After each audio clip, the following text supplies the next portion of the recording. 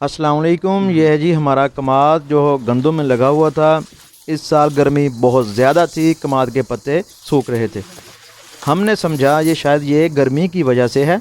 ये काम कमाद की फसल के एक साइड से शुरू हुआ और फिर बढ़ता गया। कमाद की हालत ऐसी थी जैसे आपको इस वीडियो में नज़र आ रही है। रंगत पीली हो गई है इसकी और कद भी इसका रुक गया है।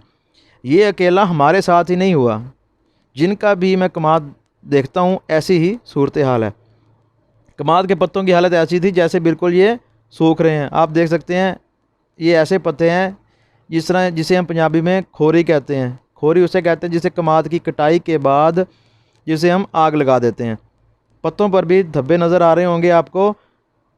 हमने इसको अब किस तरह ट्रीट करना है और मैंने इसे किस तरह ट्रीट किया, मैं आपको इशारा ये समझाता हूँ।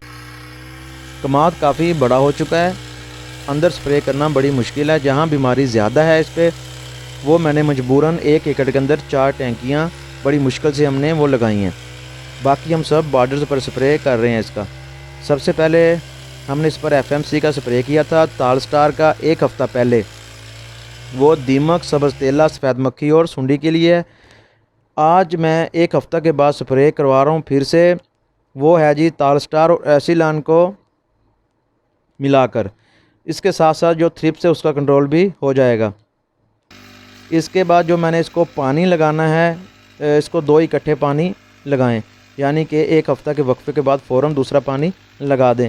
पानी के साथ जो मैंने अपनी जहर फ्लड की है वो है जी क्लोरोपेरीफास और वीटाको। वीटाको है जी सजिंटा यानी निया सवेरा की। ये बोरर के लिए बहुत ज़बरदस्त जहर है।